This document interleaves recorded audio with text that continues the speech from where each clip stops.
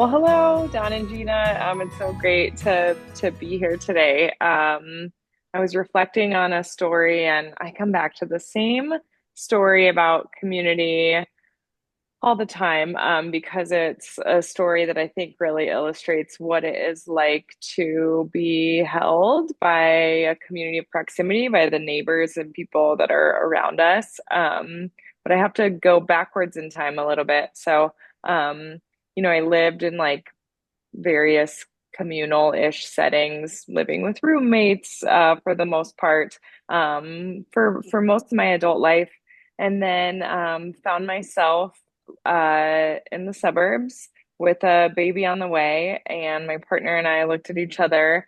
And we realized that we'd lived in this home for 2 years in the suburbs, and we'd never been in a neighbor's house. We had this baby on the way, and we just thought, I think they always say that it takes a village to raise a child, and I'm not really sure where our village is right now. It just started feeling especially lonely in that moment. So we found this forming co-housing community, which I'll share more about what co-housing is, but basically it involved us downsizing from this three-bedroom home into a two-bedroom apartment. It was a lot smaller, and our family thought we were crazy. We've got our family's expanding, but we're like moving to a smaller place with people all around, and they just thought, I think you're supposed to go in the other direction. But we really believed in it. So we joined this community, and it was, I moved in, let's see, I think I was 7 months pregnant when we ended up moving in. And when we brought our daughter home, everyone was so eager. She was the first baby born in the community. So we had to put on, we made a sign for our door that said, her name's Cadence. So it said Cadence's office hours, so that we could kind of like keep all the visitors at bay, because everyone was so excited to meet her. But when she was just under 3 months old, she had a life-threatening respiratory virus. And so we spent a week at Children's Hospital in the ICU. And it was really traumatic and all-consuming. And enough just having a newborn, and then being in the hospital was Hmm. really an intense time. So we came home after this week in the hospital, and it's that feeling of like, oh my gosh, I haven't been in my home. I don't know what state I left it in. I'm starving. My baby's crying. I'm sure the refrigerator is just filled with rotting food, and we have nothing to eat. And I remember that feeling of like walking in the door, just feeling completely shell shocked. And so we came in, and we set down our bags, and I opened up the refrigerator to assess the situation. And an anonymous neighbor, while we were gone, had let themselves in and filled the refrigerator with fresh groceries. And I Oh, still don't know who that neighbor was. oh. And I think it's just the most beautiful gesture. And I come back to that all the time when I think about what it feels like to be known by your neighbors and supported in that way. So, hello, this is Gina And this is Don. with Focused Healthy Family. This is podcast number 230. And today we are talking to Trish Becker-Hafnor with National Cohousing Alliance. In today's podcast, we are talking to Trish about seniors and alternative places to live. Trish is the executive director of the National Cohousing Alliance and a founding member of two choosing communities in Denver, Area Cohousing and Chase Street Commons. She is a TEDx speaker and passionate about advocating for housing solutions that address our collective crisis of loneliness, environmental degradation, and housing inaccessibility. Above all, she believes that humans need one another for meaning and survival, and that collective housing is poised to be among the signature movement of our time. Welcome, Trish. So glad you're here. Thanks so much. I'm so happy to be here. It was a touching story. It gave me chills, and I just, Mm. And We if we we, have three children of our own, so we know that. I Hmm. mean, and I can only imagine, having a serious illness and having to be away at a hospital Hmm. with your baby for a while. Hmm. Um, makes me think we got to get out. We haven't, we've lived here, what, 2.5 years? We haven't Hmm. really met that many people around us. And makes me think about we need to probably make well, it's like, interesting because I think it's becoming way too common. We lived in a small neighborhood before we moved up here in Charlotte. We lived there 22 and a half years. And we had a yard sale right before we moved to get rid of stuff. We talked to more people in the neighborhood at that Hmm. yard sale that we did in 22 years. I mean, Yes. we moved in here and we're like, we need to have a yard sale right away so we can meet people at the Yes. beginning. And Yeah. we did get to meet a couple yeah, people. yeah. Halloween is very big in this neighborhood. And so we actually met Hmm. quite a few people. We had moved in early October, but yeah, it's we don't know our neighbors, and then Yeah. what happened that we need a village to raise a family, and it is so true. And oftentimes our family lives at extended distances, and we might not have Hmm. friends in the area. We've moved away from family and other friends. I know I did that, and Don did that as well. Hmm. Yeah, So you're not alone. Most people in the US don't know their neighbors, and it's because our cities and our neighborhoods are not designed for human interaction. They're designed for privacy and cars at the center. You've got the driveways facing out, and so nothing about a traditional American neighborhood facilitates that interaction. So it does take things like the yard sale or the fire truck out front of your house or the water main break, to actually bring people together. So yeah, yeah, yeah, Well, and one of your first question was about really defining co-housing, and I'd like to know, kind of understand that yeah, myself. So if you could kind yeah, of define it, would be great. sure. So co-housing is a word that is used in all kinds of ways out in the world. Most people use it to mean just any way of living together.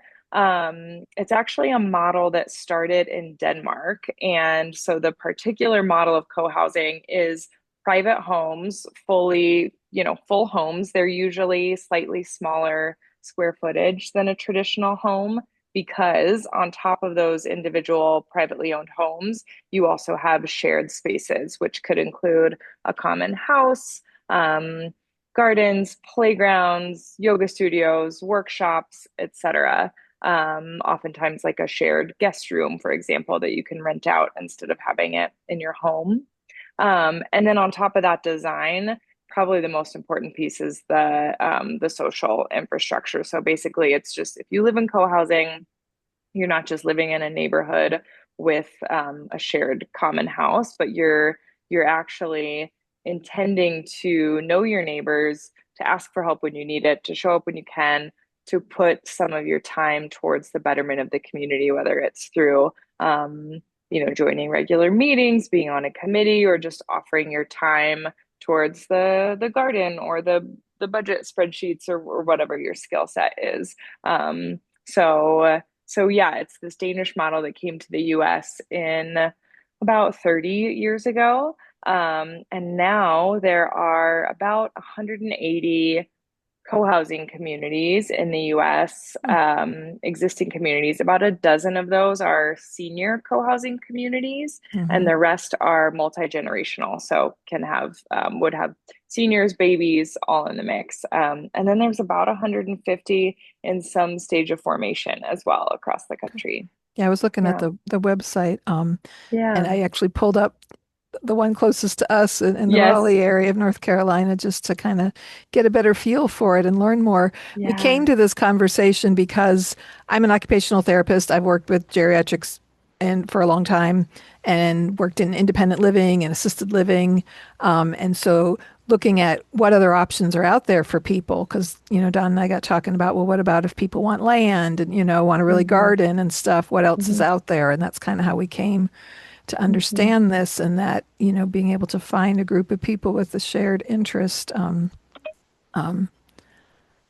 yeah, just the benefits of that. I mean, as you described it, I think about the memory care places, the nice ones I've worked in. So it's for people with dementia, but there's everybody's Hmm. got their room, and then there's a common dining room, and there's activities, and some of them are set up Hmm. with kind of what the storefronts. One place I worked, it kind of looked like a Hmm. dress shop, and there were actual dresses on a rack inside, and ways Hmm. for people to kind of feel familiar, kind of thing. Um, Yeah. so Yeah, I think that there's a lot of similarities. We talk about it takes a village to raise a child, but also it takes a village for us to age, and co-housing is um not assisted living, and we know that people live longer when they're surrounded by community. They recover more quickly from surgeries or illnesses because there's someone there to take out your garbage after your knee surgery or bring you meals, or mhm. the nurse next door is checking in on you or driving you to doctor's appointments. The social support network helps us to age in place for longer as well. Right. Yeah, we've talked about that quite a bit as far as aging in place. Um, Hmm. so you kind of told how you came to find out about co-housing with your own story, um, and how long this idea has been around. Excuse me. Don, if you have a Well, question, Mike. the question I have is when they cut when they. I mean, I guess it's kind of I can kind of guess this answer, but do most people come in there knowing that they're going to meet their neighbor and that this is part of what they're signing up for? Yeah, that's a great question. Yes. So when you enter co-housing, when I describe the physical makeup of it, it sounds like, folks will say, "Oh, that sounds like my neighborhood. We have a clubhouse. We have a shared pool." But a main difference is that in those neighborhoods, the property, the neighborhood, the community is externally managed, where in co-housing, it's managed by the people who live in it. So they're making the decisions, they're designing any programming, balance of labor, all of that. So when you enter co-housing, you do like you go through a process of being educated. Here's what we expect from all of our residents. Here's what you will get in return. Ideally, people will, join some potlucks and maybe even attend a community meeting. So it really is an intentional decision. And that's how you get these healthy communities, because it's made up of people who are saying, yes, I'm into this alternative way of living, and I'm opting into all of this. So you don't often have people that stumble into a co-housing community without knowing what Wait a it minute, what I don't it have is. to do what? Kind of, Yes. yeah, Yeah. that wouldn't. Yeah, it's Well, not unheard of, but on the reverse side, we live in a small neighborhood, and um, our what is it called? HOA. HOA is mhm, managed by our community. There's like 100 yeah. houses in our neighborhood. And despite that, it's like a few small people make the decisions, and there's just a Hmm. meeting once a year. And, and it's like there's community areas, but, you know, Hmm. there's people taking care of it, but there's not a conversation about it. There's not Yeah. a, so Yep. yeah, that feeling kind of left out, because we don't have any Hmm. special amenities or whatever, but, that definitely, Yeah. it appeals We to me. In co-housing, we call common meals the secret sauce of community. And I think that that is the glue that makes us different, because if it were just the meetings, then you wouldn't have that same level of engagement. But we really believe that gathering together for meals is really an important part of knowing one another. So Hmm. some communities gather every night of the week, and others are a potluck once a month, and most are once, twice a week, I would say, is the average. But that regularity of sitting down and breaking bread with a neighbor, checking out on how their meeting went or how their son's recovering from surgery, et cetera, is that really important piece that keeps communities strong. I was reading about the community in Raleigh, North Carolina, just because that's not far from us. And that one described, I don't know if it was 11 different people that came together and planned ahead of time. So Hmm. just, I guess, defining some of the differences, because people can have, different goals and things, and that someone else Hmm. coming in from the outside, they have to mesh with what the people, their interest Hmm. is and their Yeah. intention. Um, so I'm curious, you mentioned different types of co-housing, are on the website. If you just tell us a Mhm. little bit more. Yeah. So we always say if you've seen one co-housing community, you've seen one co-housing community because they're all so different. So to answer your question about what if people want land, there are urban co-housing communities that are, I was just at one in Seattle that's on quarter of an acre, maybe 9 units stacked, Okay. right in the height of Capitol Hill, Seattle. And then there's, more of these like agri-hoods, so incorporating farming and land and space, and then everything in between. Co-housing can be made up. They can be condos, they can be townhomes, they can be individual dwellings, they can be a mix of all of those. So they really run the gamut on size and what they physically look like. The thread is really to identify as co-housing is really just about do we commit to making decisions together, being internally managed, having participation, conflict resolution, etc. It's like the people side is what makes co-housing. And then another big difference is multi-generational versus senior. Hmm. So there are, as I said, about a dozen senior communities in the US today. So those are usually for 55 and up. Hmm. Um, and they're wonderful. They usually are a mix of working and retired, and really are a great way to age in place, but also just a great way to stay connected. They're often really active communities. People have, all kinds of interests, and they're able to say, "Who wants to go for a hike today?" Or, "I'd love to go see this play." And there are other people around who know one another, and so you get that social connection piece. But you also have seniors living in multi-generational communities, and that can be this really wonderful, as a working mom, I my life was very different than the retired folks in the community. And it was beautiful. Before my daughter was born, we had three separate community members reach out and say, can I be a part of your childcare plan? And so on Oh. Mondays, she was with Susie, and on Tuesdays, she was with Barbara. And they're loving it. They have this little baby now that identifies with them and feels safe. And so it was a really great combination of skills and just that mutual support. Yeah, I love the intergenerational side of things. Yeah.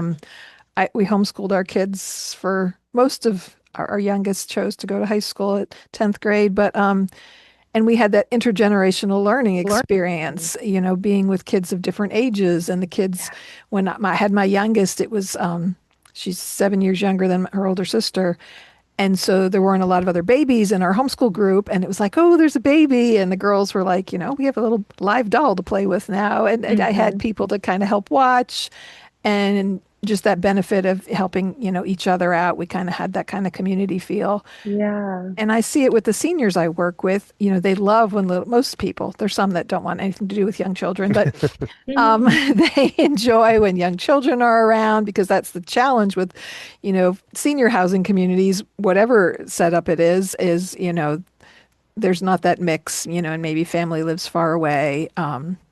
As you mentioned, people, wanting to help care for your baby. Um, Hmm. I'm 56 and I don't have grandchildren and I don't know if I ever will, but I love babies. So Yes. that appealed to me.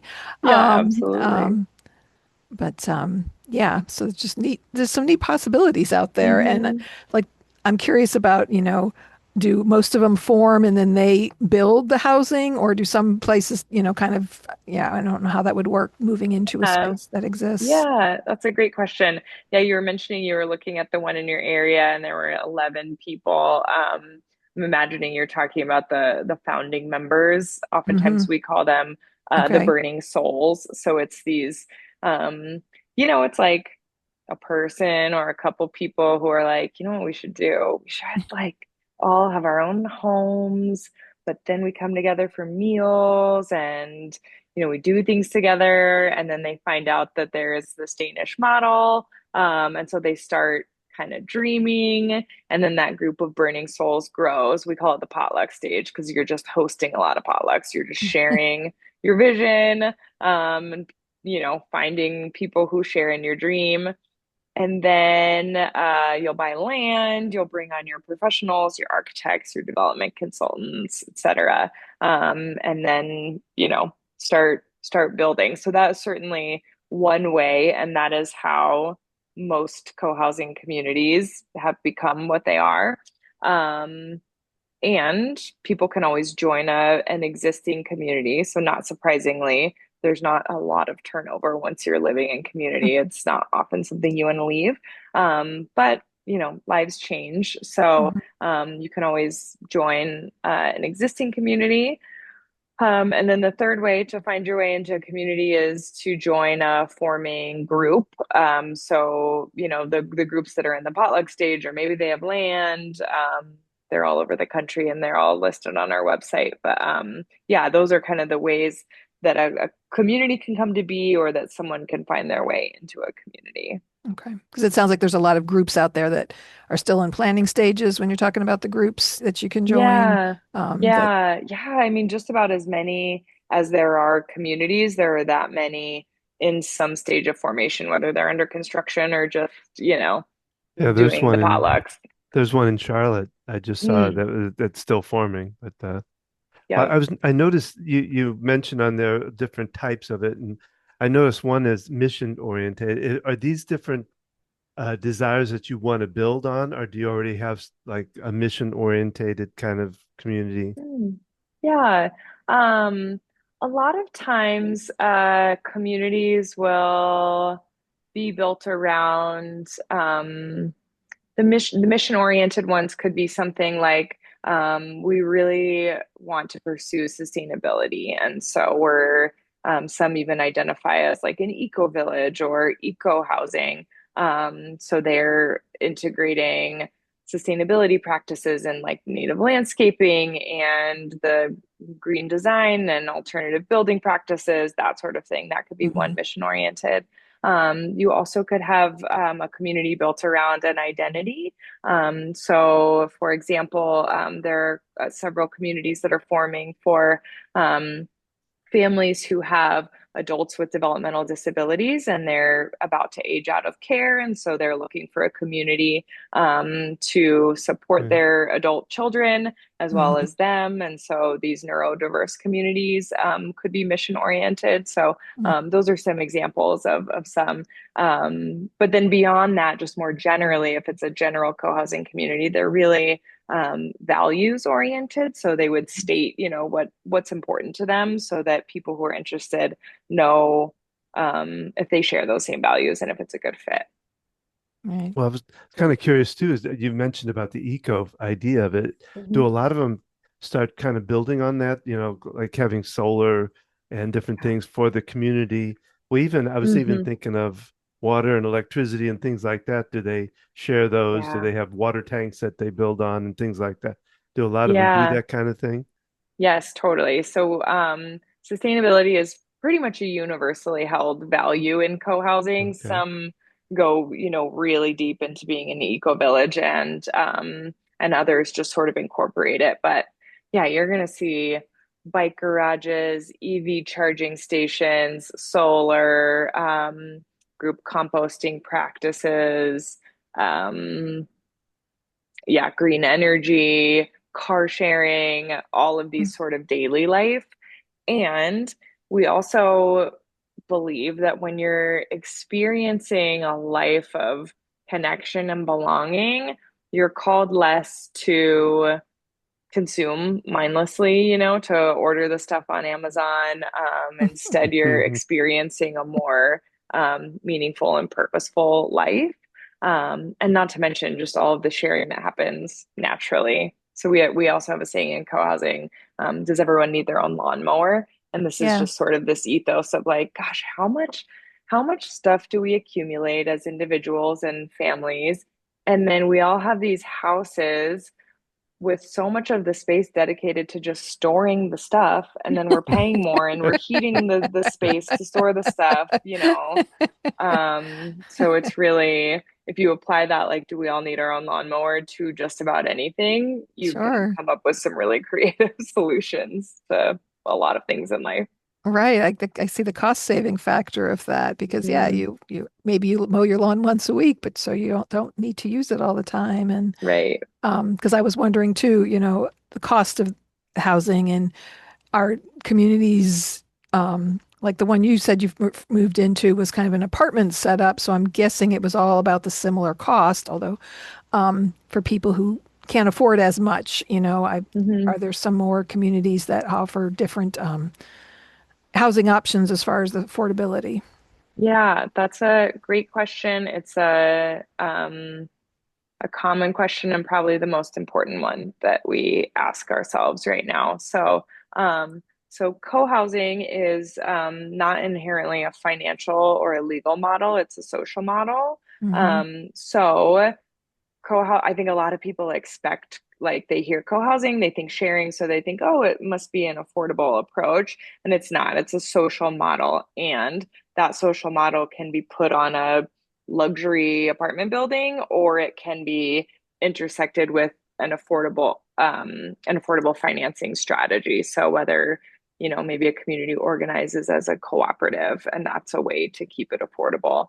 And then of course there's just the cost sharing that's inherent in, yes, one internet package, the sharing of walls or the sharing of commodities, that sort of thing can save cost. So yeah, the affordability piece is so important, and our organization has recently expanded to support more affordable approaches. So traditionally, we've just supported this like Danish model of co-housing, and now we are co-housing and housing co-ops, or retrofit neighborhoods, which is where you would either build on an existing land, or even there's some really inspiring neighborhoods that are getting together and tearing down the fences between their houses in a traditional neighborhood. They're building accessory dwelling units in their backyards. So all of these creative and more affordable ways to get towards knowing your neighbor and experiencing community. Do they do? I was just, my mind's.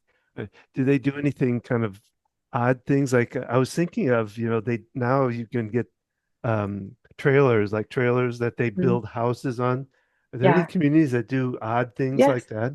Yeah, totally. So that's actually a model that I'm really excited about because um, so a lot of times, like, a tiny home would be called an ADU, an accessory dwelling unit, and an ADU would also refer to like a converted garage, or uh, the mother-in-law apartment that you think Mm. of.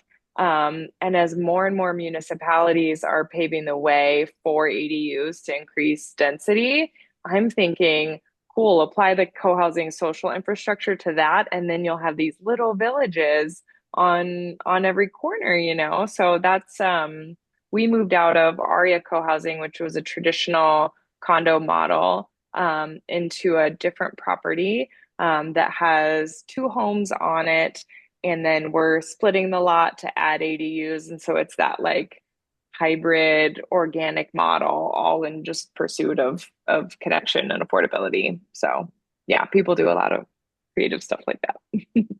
That sounds So cool. it sounds like you found your first community that was already existing, Mhm. and the second one you become more a part of growing it. Is that? Yeah, it was really family dynamics. So my aging mother and my 97-year-old grandmother were in a place where they needed support, and they weren't able to move into the co-housing community that we lived in. So we said goodbye very tearfully, and are still we're very close by and really connected with that community still. But we combined households with them. So it's a multi-generational community here of family. And then we have been really fortunate to be embedded within a really actively engaged neighborhood as well. So we do regular potlucks, and just this last weekend we did a community tradition where everyone camps out in the yard together, and it's the great neighborhood camp out, and so we play capture the flag and So yeah, so we're really excited about ways to build connection within traditional neighborhoods too. We know that Okay. not everyone can sell their home and move into co-housing, or maybe they don't want to. It's Mhm. not for everyone. Um, but as an organization, we're just really excited about lots of paths to just knowing your neighbor and being more connected. Sure. So it sounds like you co-housing with your mom and your grandmother Mhm. within an existing neighborhood. Is that Yeah, accurate? that's right. Okay. So That's right. Yeah. and I imagine you found a neighborhood that had some sense of community already. Um, Yeah, we yeah. entered it with the intention to develop this property, and we still are, but we didn't know that the neighborhood was so connected. So Oh, we okay. feel really, really lucky. We thought we'd have to build it, that we'd have to recreate what we experienced at ARIA co-housing. And we got here, and it was just a very wonderful surprise. So. You mentioned in it that I noticed one was called retrofit. What, tell me Mhm. a little bit more about what that is. Yeah.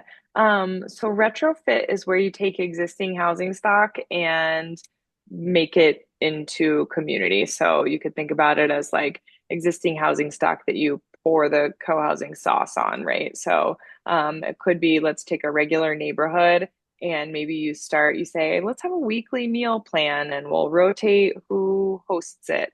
That could be a start. And then of course on the end of that journey would be an example is a community called N Street in Davis, California. So basically they had one house and then they had an ADU and their friends bought the neighboring house. And so they went out and they said, let's tear down the fences between our two houses and then we'll like have a combined backyard. And so they went out and they were tearing down the fence, and another neighbor, another adjacent neighbor in the backyard said, what are you guys doing? They're like, we're tearing down the fences. We know each other. We want like our kids to be able to run freely. And this other neighbor said, I want to be a part of this. Can I join the tear down the fences party? And so they literally had a tear down the fences party. They tore it down, and this was 20 years ago. And I just visited last year, and now they have an entire block Oh, where wow. all of the fences are torn down. There's paths and gardens and a trampoline and a tree house. And they bought one of the houses and turned it into their common house. So they have their weekly meals together there. So the whole, they didn't need to build a new community, but they did apply the social infrastructure. So that's what we mean by That's retrofit. cool. That's Yeah, cool. it's really inspiring. I'm curious how, just thinking about navigating city ordinances, how that, what kind of hurdles have been encountered with that.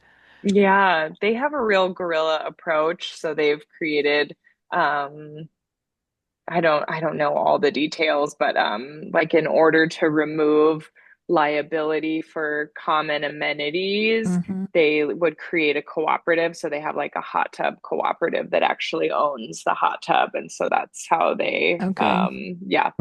um they took a very creative approach. Yeah, just thinking about like when we would build something at our house, we had to make sure we weren't encroaching on the neighbor's Yes. property and those kinds of things. But Yes.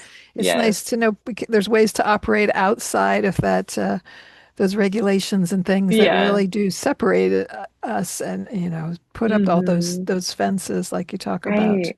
Yeah. Um, Do you have anybody that um that not refuses it, but just isn't isn't keen to it? That well, I mean, have you ever been in an area where they try to do it and somebody comes and kind of Oh yeah. refutes it, I guess, Yeah. or whatever. I think that there's a lot of stigma because people hear co-housing and they think commune, they think mhm. cult, they think that's different, that's against the mainstream, and so it scares me because it's Mhm. different. Mhm. So I spend a lot of time talking about what co-housing isn't, Mhm. and I feel like I spend a lot of time explaining that it's not weird to know your neighbors, that it's really a very Mm. natural, normal way to live. But because it's so different than this single family home and what we're told success looks like, it scrambles people's brains. And so, yeah, a lot of times people will hear, "Oh, you're building co-housing here? That's not what I want in my neighborhood." Um, so yeah, there's a lot of advocacy work, and that's one of my missions in this job is to we want to make co-housing a household word. We want people to know what the model is so that when they're exploring their options, like you said, "Oh, I wish I knew about this before we bought our house." We hope that everyone would know about it, and so when they're planning their lives out, or they're going to have kids, or they're going to move, that it's a viable option for people. So. Yeah, I'm thinking about, so I grew up in the 70s and 80s, and Don's Hmm. 10 years older than me, so he grew up in the 60s. And just thinking about, even we played with the neighbor kids in the yard. And I mean, Hmm. Yeah. I lived in suburban areas. You lived in very suburban area outside of, in the St. Louis area.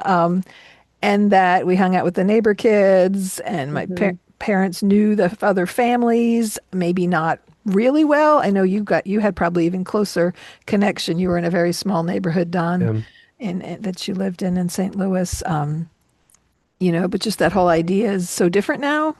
Hmm. Um, people talk about crime Yeah. and issues, and it's hard to know, that kind of stuff existed before. Hmm. But yeah, how did we get so isolated? And I know different areas of the country have different. So I'm from the Northeast, and then I moved south, and people Hmm. say hi to their neighbors, but then you don't really get to Hmm. know them. And I Yeah. went to visit my brother, and when our kids were small, and I think I walked the kids to school. They lived in an area they could walk, and like nobody was like talking to me. But I remembered that up north, you get to know people, and you really get to know them, and you get to Hmm. know them well. So someone who's a stranger, they're not like, "Hey, how you doing?" like they are down south. But Hmm. just different ideas of living with people in community, and just knowing it's so different across the country. But there's Hmm. definitely been this move away from um, Playing together and having a community together. Like Yeah. we moved into a neighborhood. Um, we had a 3-year old at the time, and we looked at some houses that were like off a main road, and we wanted a neighborhood. And yet our we we didn't. chose to homeschool, and so we had that community, but they didn't live near us. Hmm. Um, and we never really got to know. There's one family that lived behind us, and our kids played together because it was convenient. The boys kind of didn't have a whole lot in common, but they played together because they lived, behind us. Um, I'm losing my train of thought, but just yeah, we look for that sometimes, a neighborhood, but then Hmm. people's lives can be so different, values can Yeah. be different. Hmm. That yeah, Yeah. that can I think create a. that that's an experience that we all have. I heard a study. I feel like it's poor form to say on a podcast I heard a study and not be able to cite what the study was or who did it, but it was around they had people who grew up in like the 60s and 70s draw a map of where they were allowed to play. And then they had kids do it again, now. And the Right. maps now of like where you're allowed, everyone has like, oh, I'm allowed to go to the park on this direction and this street. They're so much smaller Oh yeah. because we're scared. Yeah, I'm a mom of an 8-year-old, and I understand that tension of like wanting, I want her to be a free range kid. And no one else, when I look around, no other parents are allowing that. And so Hmm. it is hard, and we do crave that, especially as parents. I crave that so much for my child to be able to run free from neighbor's house to neighbor house, and just to know that she's safe and that she's known by the people who live around her. That's Hmm. really important to me. So yeah, I Hmm. get it. Well, in my the wives would be home, so there was always Mm, people looking and going, and yeah. now it's both a lot of times are working. It kind of changes Hmm. that mode. Yeah, that dynamic. Yeah, because even my Yeah. mom stayed at home until we were old enough to take care of ourselves before she went back to teaching. But Hmm. yeah, there's that dynamic is very different now than it was. But Hmm. I'm curious about sizes of some of these communities, Hmm. because what I'm reading about and you're describing, I can't, it's hard to imagine this existing on a large scale, like more than, 20, Hmm. 25 families, but what is out there currently as far Yeah. as different sizes? Yeah, so there was another study about what is the ideal size. I Mm-hmm. try not to talk about this one too much because I think we put a lot of weight on it. Mm-hmm. And now I'm forgetting the precise number, but I think it was 32 households was Mm-hmm. like the sweet spot. Mm-hmm. Because if you're too small, then there's not enough people to manage the labor. Mm-hmm. And if you're too big, you don't know anyone. Mm-hmm. Um, that being said, there are communities that are, just a few households, and then there are larger ones, or some communities break off into like these little pods. Right. Um, so it is important to have enough people to do, living life is a lot of work. And, whether it's your individual home or a community, there's just a lot of stuff to be done. So you do have to have enough people to manage that. But I find the smaller communities, like 9 household communities, really sweet. There are two that I've visited recently, and I have thought this is just the right size, because people really, really know each other, and it Mm-hmm. has sort of this extended family feel. Mm-hmm. Um, and, you know, you're not best friends with everyone in a community. That's not what it means to be in community. So, in some ways, the bigger the better in that way too, of Mm-hmm. just, you've you've got your people who have these different skills, and you interact with them in different ways. So, yeah, so to answer your question, it can run the gamut. But it does you have to find that balance. I'm curious, as the National Co-Housing Alliance that you are part of, what part do you all play in helping establish communities, resources, et cetera?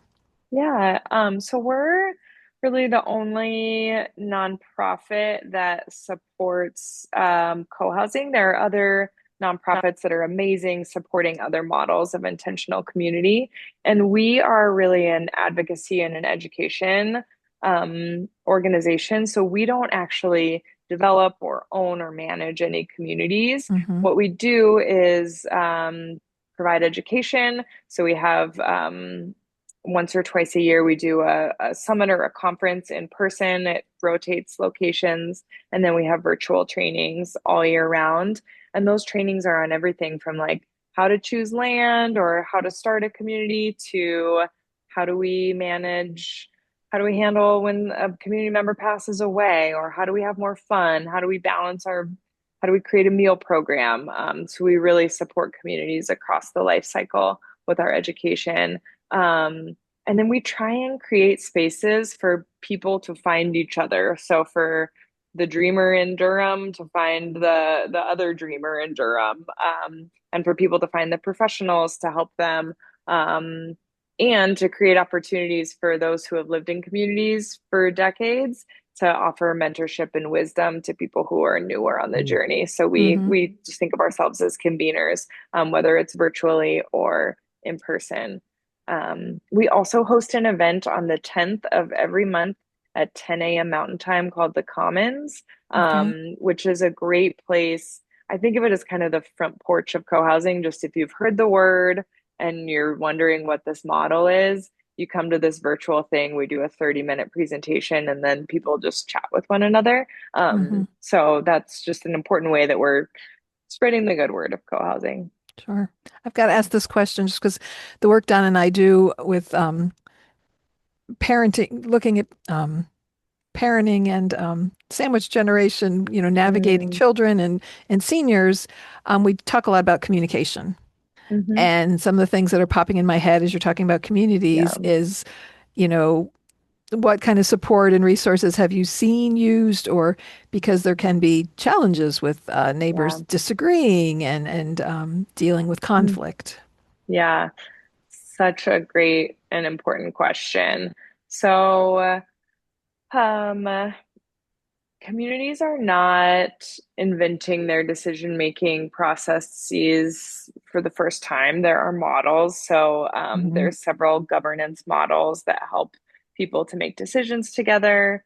Most communities have a conflict resolution process, whether it's a team, sort Hmm. of an ombudsman, or a, you know, um, small council of people that can help support when you're in conflict. Um, and then that's also where this like the fun part of community comes in, because if you're just having meetings and you Hmm. don't really know one another, then communication can break down. But when you know your neighbor, you know what they're going through, you have that like foundation of belonging, you feel like you're part of something, you're Sure. it's easier to work through a conflict, because there's that shared humanity, Yeah. rather than the neighbor that you don't know but that is disagreeing with you on, whether you can paint your fence red or whatever it is. That like relationship piece is really important. So yeah, so successful communities really invest in that piece. Hmm. They'll have an annual retreat, or the meals, the work days, they're investing in those relationships, which is what makes communicating about the the less fun stuff easier. Does that answer Sure. your question? Yeah. There's Yeah. so much there. Right. Right. It Yeah, just kind of popped into my head. And I'm like, yeah, because we do so much talking about communication, I just wanted to make sure we kind exactly. of delved into that a little bit. So, what Yeah. other tips would you give our listeners if they have more interest Hmm. in this? And, what recommendations would you have? Yeah. Well, I always share with folks to come to the Commons. So cohousing.org has that info. I also always recommend doing what you did, Gina, which is poke around on our directory, see are there communities near you or in other places that you have roots, and then reach out to them, see if you can come to a potluck or a community event. We do the usually the first weekend in May, we do National Co-Housing Open House Weekend, which is where Okay. communities all over the country open their doors and let curious people come in and tour and talk to them.